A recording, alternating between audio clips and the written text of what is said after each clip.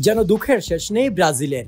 এডারসনের পর এবার গুরুতর ইনজুরিতে মাঠ ত্যাগ করেছেন কোপা আমেরিকার জন্য ঘোষিত ব্রাজিলের স্কোয়াডে থাকা ইয়াংস্টার ব্রাজিলের ট্রাম্প কার্ড ফরওয়ার্ড এনরিকে। ছেলেটার কি মন্দ ভাগ্য দেখুন। আর মাত্র কয়েকদিন পর তাকে যেতে হবে নিজ দেশ ব্রাজিলের হয়ে প্রতিনিধিত্ব করতে।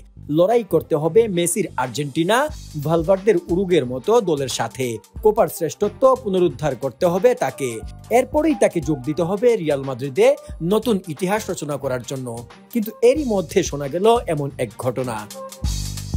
বুধবার রাতে ইন্ডিপেন্ডেন্ট ডে ভ্যালি এর বিরুদ্ধে পালমেইরাসের খেলার সময় এই দুঃখজনক ঘটনাটি ঘটে। এনরিক ডান পায়ে আঘাত পেয়ে স্ট্রেচারে মাঠ ছাড়তে বাধ্য হন। ঘটনাটি ঘটে 60তম মিনিটে। তবে ইনজুরির আগে পর্যন্ত দুর্দান্ত খেলেছেন এনরিক।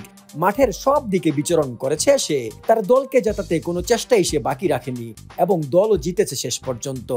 কিন্তু ম্যাচের 60 মিনিটে এমন একটি ঘটনা ঘটে যাওয়াতে শোকের ছায়া নেমে আসে পুরো গ্যালারিতে। মুহূর্তেই খবর ছড়িয়ে পড়ে সারা বিশ্বে। ব্রাজিল ভক্তদের কপালে দেখা দেয় চিন্তার ভাঁজ। কারণ এনরিকের এই পাটা যে এখন তাদের কাছে অনেক দামি। সামনেই কোপা আমেরিকা। এই কোপায় তো তার এই দুটি পা খুব প্রয়োজন।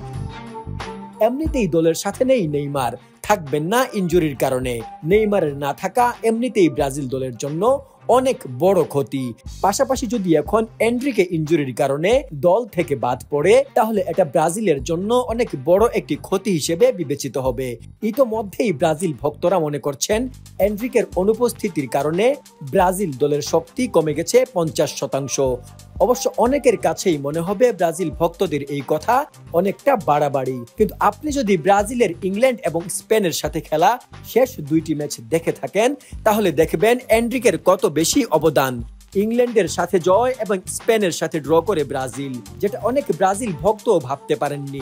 সেখানে কিন্তু অসাধারণ খেলেছে ব্রাজিল।